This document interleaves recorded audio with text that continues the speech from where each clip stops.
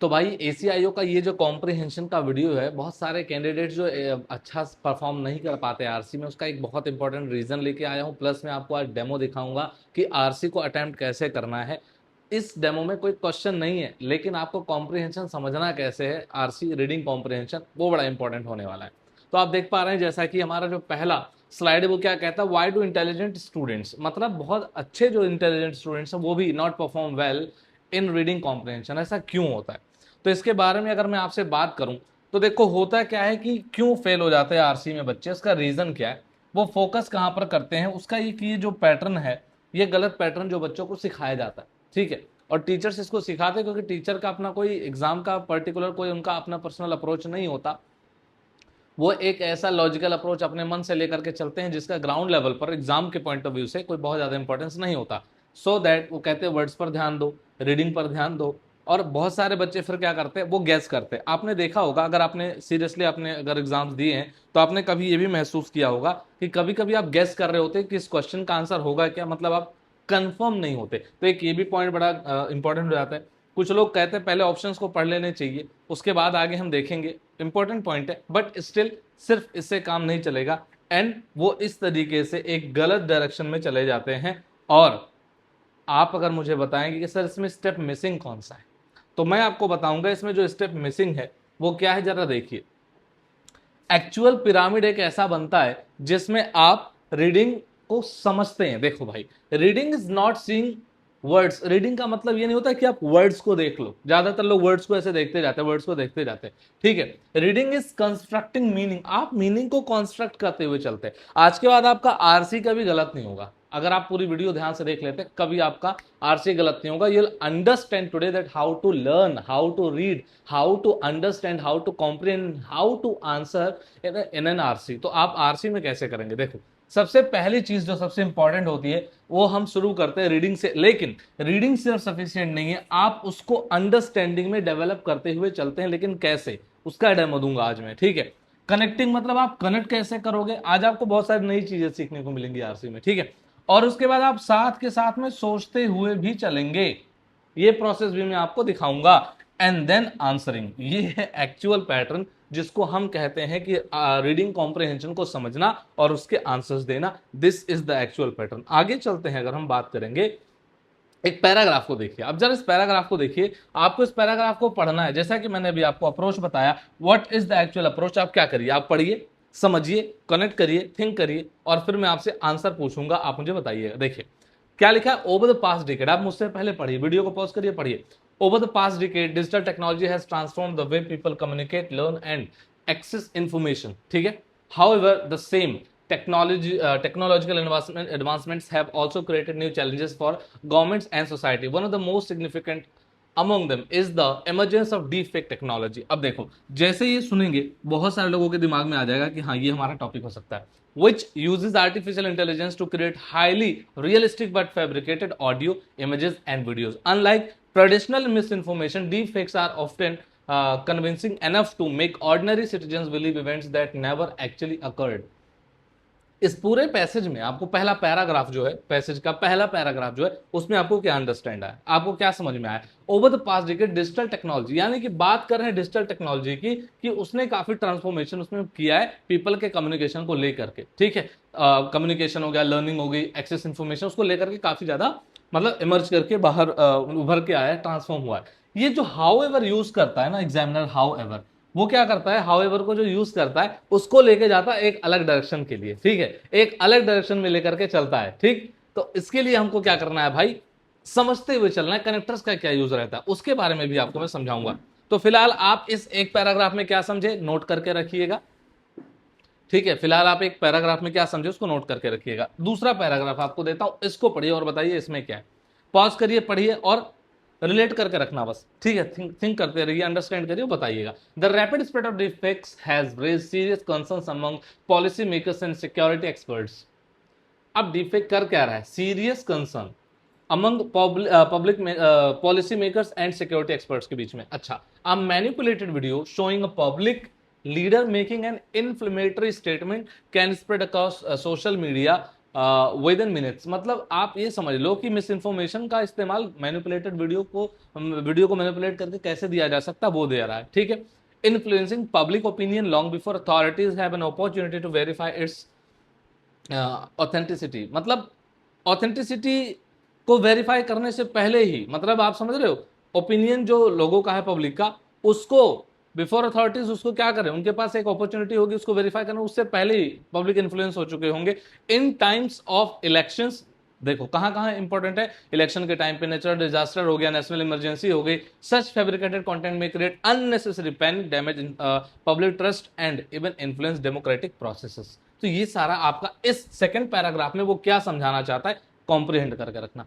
क्या समझाना चाहता है इसमें, कॉम्प्रिहेंड करके रखना कि डीप फेक ना कितना सीरियस कंसर्न हो चुका है, किसके किसके लिए वो बता दिया, साथ में क्या क्या वो उसके कंसर्न्स हो सकते हैं, और ज्यादा जो मेन इंपॉर्टेंट चीज है वहां कहां पे ये ज्यादा सबसे ज्यादा प्रॉब्लम क्रिएट कर सकता है। नेक्स्ट आगे चलेंगे और देखेंगे sir paragraph number 3, the problem x tends. अब देखना यहां पर प्रॉब्लम को एक्सटेंड करने की बात हो रही बियॉन्ड पॉलिटिक्स। आप पॉलिटिक्स तक मत देखिए, आगे चलिए, कहां criminal groups have begin using deep fake technology for financial fraud, identity theft and cyber extortion. तो आप मतलब अब पैराग्राफ 2 जो सेकंड था वहां से थर्ड में जाते वक्त क्या कर रहा है राइटर, वो क्या कर रहा है, ऑथर क्या कर रहा है भैया, वो आगे ऐड कर रहा है कि सर पिछले में तो हमने पॉलिटिक्स को ध्यान में रखते हुए बात किया, इधर हम आगे चलेंगे क्राइम में। अच्छे आगे क्या, fake voice recordings have been used to deceive employees into transforming large sums of money, while fabricated videos have been employed to damage personal reputations। तो ये मतलब पॉलिटिक्स से थोड़ा सा आगे बढ़ चुके हैं। As artificial intelligence becomes increasingly accessible, the technical expertise required to produce such content continues to decline, making the threat more widespread। मतलब यहां पर ये बहुत ज्यादा कंसर्न जता रहे हैं, थोड़ा सा और एक्सटेंड किया उन्होंने, एक्सटेंड करके कंसर्न जताया है, और क्या बताया है यहां पर आप उसका ध्यान रख सकते हैं कि किस तरीके से ये थ्रेट को हम क्या कर सकते हैं, डिक्लाइन कैसे कर सकता है सारे चीज। अब देखना यहां पर आप जरा ध्यान देंगे सर, जरा सा ध्यान तो दे ही दे आप। ये थोड़ा सा मैं यहां पर बड़ा कर रहा हूं, थोड़ा सा हो सकता है वो आपको छुप गया हो, तो यहां पर देखिए, governments, technology companies and researchers are therefore, अब देखो कर क्या रहे हैं, investing in systems capable of detecting manipulated media. अब इस पैराग्राफ में, पैराग्राफ 4 में क्या समझाने का प्रयास हो रहा है, ये हमें पढ़ते हुए समझते हुए चलना है कि सर इसमें तो बता रहे कि हम कैसे इसको मतलब रोक सकते हैं, कैसे डिटेक्ट करेंगे, क्या क्या कर सकते हैं। अच्छा तो देखो भाई, investing in systems capable of detecting manipulated media, पहली बात तो यहां पर artificial intelligence is now being used not only to generate deepfakes but also to identify them by examining inconsistencies in facial movements. मतलब उसका इस्तेमाल करके हम पता लगा सकते हैं कि वो डीप फेक है या नहीं है, वॉइस पैटर्न से पता कर लेंगे, लाइटिंग से पता कर लेंगे, डिजिटल मेटा डेटा से पता कर लेंगे, ठीक। नेवरलेस, अब देखो यहां से फिर एक कनेक्टर यहां पर लेकर के आ गए हैं, इन सब का मतलब कैसे आगे जोड़ते हुए चलते हैं। Nevertheless experts caution that detection technologies alone can not solve the problem. सब कुछ ठीक है बट फिर भी उनका कहना है कि अकेले इससे कुछ नहीं हो पाएगा। Public awareness and digital literacy remain equally important because citizens must develop the ability to question sensational content before accepting or sharing it। मतलब हम वहां पर उसे आइडेंटिफाई करेंगे, फिर बताएंगे लोगों को, इससे ज्यादा जरूरी है, अकेले ये काम नहीं कर पाएगा, इंपॉर्टेंट है कि लोग अवेयर हों इससे। तो इस पैराग्राफ 4 में उन्होंने क्या समझाया कि किस तरीके से हम उसको डिटेक्ट कर सकते हैं। मतलब डीप फेक सिर्फ एक प्रॉब्लम नहीं, हाँ उसकी मदद से हम, या मतलब ये जो हमारा एआई है उसकी मदद से हम क्या कर सकते हैं, उसको डिटेक्ट भी कर सकते हैं। लेकिन साथ के साथ इन्होंने इस पैराग्राफ में बताया कि क्या चीज जरूरी है, अकेले नहीं होगा एआई से, बल्कि इंसानों को भी चाहिए, वो अवेयर है। Paragraph number last and 5, that is paragraph number 5, ठीक है। The challenge posed by deepfakes illustrates a broader reality of the digital age। Technological innovation often produces opportunities and risks simultaneously। अब क्लू आपका conclusion दे रहे हैं, while artificial intelligence continues to improve healthcare। अब देखो क्या क्या फायदे हैं वहां पर, यहां पर बता दिया, and scientific research it also demands stronger ethical standards, responsible regulation and अब कैसे उसको regulate कर सकते हैं, कैसे चला सकते हैं, the long term solution therefore lies not in restricting technology, उसको restrict करके नहीं, but in ensuring that society develops the wisdom to use it responsibly।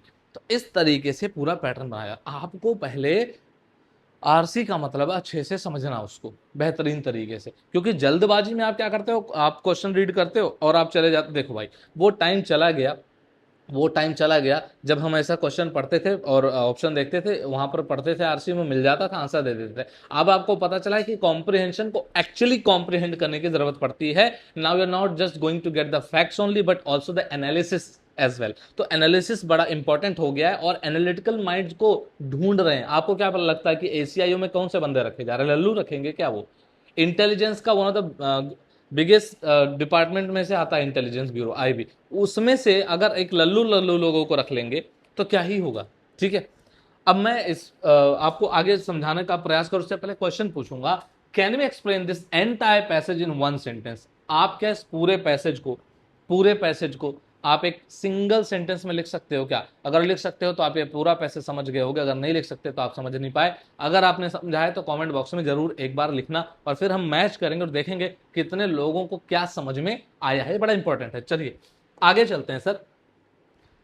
इस तरीके से आप उसको कर सकते हैं ये कि defect technology has created serious risk for society therefore AI must be used responsibly. ये इसका कॉम्प्रिहेंशन है, ये है कॉम्प्रिहेंशन। पूरे पैसेज को ऐसे कॉम्प्रिहेंड करेंगे कि इसने सीरियस रिस्क, क्योंकि देखो यहां पर वो डीप फेक के बारे में जो बात हो रही है वो ये बताने नहीं आया कि डीप फेक जो है वो सिर्फ मार्केट में क्या कर रहा है क्या नहीं कर रहा है, एआई के बारे में सिर्फ जानकारी देने नहीं है, उसकी सीरियस प्रॉब्लम्स पर बात करने आए हैं और साथ के साथ कि एआई को हम कैसे यूज करें, ये बड़ा मुद्दा है। यानी लास्ट में जो उन्होंने कंक्लूजन को कंक्लूड करते हुए लिखा ना कि इसका मतलब ये नहीं कि हम उसको रोक दें, खत्म कर दें, बल्कि हमें उसको सही तरीके से यूज करने के लिए ट्रेन होना पड़ेगा।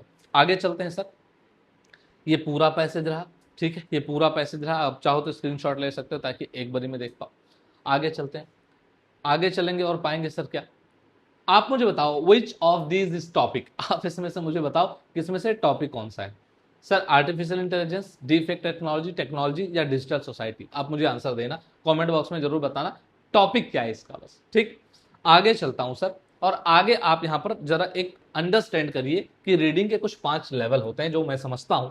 एक यहां से स्टार्ट करते हैं, वर्ड्स, इंफॉर्मेशन, देन पैराग्राफ का idea, then main idea, then author का पर्पस क्या है। जिन वर्ड्स को आप पढ़ते हुए जाते हैं उन वर्ड्स की मीनिंग कॉम्प्रिहेंड करना, इंफॉर्मेशन क्या गिवन है वो अंडरस्टैंड करना, पैराग्राफ पढ़ करके आपको आइडिया क्या है, पूरा पैसेज का आइडिया अलग है, एक पैराग्राफ का आइडिया अलग है। पूरे पैसेज में आपको पूरे पैसेज का निचोड़ मिलेगा, लेकिन एक पैराग्राफ में आपको इंफॉर्मेशन मिलती जाएगी, आइडिया लगता जाएगा कि सर इस पैराग्राफ में एक्चुअली उन्होंने क्या दिया है। उसके बाद सर मेन आइडिया आपका क्या है, यानी कि सब कुछ पढ़ने के बाद आपको लगेगा कि हाँ फाइनली मेन आइडिया ये होना चाहिए और ऑथर का इसके पीछे लिखने का पर्पस क्या है। ये लेवल ऑफ रीडिंग है, इसको आपको धीरे धीरे सीखना पड़ेगा मेरे साथ साथ। ठीक है, आगे चलिए सर। सबसे पहले एक गोल्डन रूल बता देता हूं भाई, अगर कभी भी एग्जामिनर इन वर्ड्स का यूज कर रहा है, इन वर्ड्स का यूज कर रहा है, इन वर्ड्स का यूज कर रहा है, तो भाई वो चेंज कर रहा है डायरेक्शन। मतलब उसने जितनी भी बात बताई वो सब ठीक है, लेकिन फिर भी अगर उसने ये आपके कनेक्टर्स यूज किए तो इसका मतलब अब वो उस टाइम डायरेक्शन चेंज कर रहा होता, आपको वहां पर ध्यान देने की जरूरत है। जैसा कि आपने पैराग्राफ्स में देखा होगा। अब ध्यान देना भाई, अंडरस्टैंड करिए जरा इस प्रोसेस को कि ये प्रोसेस ऑफ अंडरस्टैंडिंग क्या है। सर कंसेप्ट क्या कहता है, टॉपिक क्या होगा? टॉपिक होगा कि डिस्कस क्या किया जा रहा है, व्हाट इज बीइंग डिस्कस्ड, वो हमारा टॉपिक हो गया। तो आपको टॉपिक तो पता चल गया होगा क्या डिस्कस किया जा रहा है। मेन आइडिया सर क्या होता है? मेन आइडिया होता है कि ऑथर किस बारे में कह रहा है, ऑथर क्या बताना चाहता है आपको, वो मेन आइडिया। सर थीम की बात करें, what larger message emerges from the discussion, पूरा डिस्कस करने के बाद एक लार्जर मैसेज जो निकल करके आता है वो थीम होता है। और सर पर्पस की अगर हम बात करें, why did the author right this passage, उसका पर्पस ऑफ राइटिंग क्या है, जरा आप इसको समझिए धीरे धीरे। ठीक है, आपको समझ में आ जाएगा, आप कॉम्प्रिहेंशन को बहुत कम टाइम में बहुत अच्छे तरीके से और 100% एक्यूरेसी के साथ कर पाएंगे। ठीक है भाई, चलिए आगे चलिए। सर यहां पर एक बात मुझे बताइए, जो पहला आपका पैराग्राफ है ना, पहला पैराग्राफ वो हमेशा प्रॉब्लम बताता है, अगर वो एक किसी कंसर्न के बारे में लिखा हुआ है तो। अगर कंसर्न को ध्यान में रखते हुए पैराग्राफ दिया गया है तो पहले पैराग्राफ में आपको प्रॉब्लम मिलेगी। दूसरे में वो खतरनाक क्यों है, जैसे कि अभी आपने देखा डीप फेक खतरनाक क्यों वो बताया। तीसरे पैराग्राफ में where else does this affect, मतलब हमारा जो पैराग्राफ उसमें क्या था, प्रॉब्लम क्या हुई पहले पैराग्राफ में बताया, दूसरे में क्यों डेंजर से, तीसरे में थोड़ा ऐड कर दिया कि वेयर एल्स और कहां कहां हमको नुकसान पहुंचाएगा, चौथा है कि क्या हम इसको सॉल्व कर सकते हैं, क्या इसका कोई सॉल्यूशन है, और पांचवें में क्या है कि आपको लेसन सोसाइटी ने क्या सीखा उससे, what lesson should society learn from this. तो वो ये पूरा एक पैटर्न है जिस पैटर्न में आरसी लिखी जाती है। समझ में आ रही बात, आरसी को लिखने का तरीका ही यही है। ठीक है, आगे चलते, और यहां पर आप देखिए कि पैसेज का एनालिसिस आपको कैसे करना चाहिए, यहां जरा ध्यान से देखिए। तो टॉपिक हमारा मिल गया डीप फेक टेक्नोलॉजी, सबका आंसर आया होगा, मैं पूरे 100% तरीके से बोल सकता हूं कि हाँ बिल्कुल सही जवाब आप लोगों का आया होगा, डीप फेक टेक्नोलॉजी। पैसेज का फ्लो क्या है, टेक्नोलॉजी से स्टार्ट करता है, डीप फेक पर जाता है, सोसाइटी पर आएगा, क्राइम के बारे में बात किया, सॉल्यूशन के बारे में बात किया, और रिस्पॉन्सिबल यूज क्या हो सकता है उसके बारे में बता दिया। ये पूरा एक फ्लो लेकर के चल रहे हैं, तो आपको फ्लो आइडिया रखना है दिमाग में। पैसेज का स्ट्रक्चर क्या है, देखो पहले इंट्रोडक्शन देते हैं, फिर प्रॉब्लम बताएंगे, उसका इंपैक्ट बताएंगे, सॉल्यूशन एंड कंक्लूजन, ये पूरा सिस्टम चलता है सर। ठीक है सर, मेन आइडिया क्या होता है, the passage discusses the growing threat of deep fakes and need for responsible use of AI, ये हमारा मेन आइडिया, पूरे पैसेज का मेन आइडिया क्या है। ओके सर, ऑथर का पर्पज क्या है, तो क्या पर्पज है, क्यों लिख रहा है, to create awareness about the misuse of deepfake technology, वो अवेयरनेस फैलाना चाहता है, क्योंकि उसने बताया है कि पब्लिक को भी इस पर काम करना पड़ेगा, ये नहीं कि हम एआई के यूज से डीफेक्ट करोगे, बल्कि आपकी भी एक रेस्पॉन्सिबिलिटी बनती है, अवेयर हो जाइए। ऑथर का टोन क्या है, देखो भाई इंफॉर्मेटिव है क्योंकि इन्फॉर्मेशन दे रहा है, एनालिटिकल है क्योंकि उसने चीजों को समझाया कहां कहां पर क्या, और कॉशनरी भी है क्योंकि उसने कहीं ना कहीं ध्यान रखने के लिए भी बात को बोला कि किन चीजों का ध्यान रखा जाना चाहिए। सर थीम क्या है, technology offers opportunities as well as risk, ये हमारा थीम है, समझ पाया। और सर सेंट्रल मैसेज क्या जाता है, technology should be used responsibly to minimise its harmful effects, ये हमारा सेंट्रल मैसेज है। तो इस तरीके के लेवल का पैसेज आपके एग्जाम में एसीआईओ में आता है, इससे भी अच्छे लेवल का आएगा, हम उस पर भी डिस्कस करेंगे, और इस तरीके से आपको उसको समझा जाना चाहिए। पूरे पैसेज का एनालिसिस हम ऐसे किया करेंगे जब हम एक पैसेज करेंगे।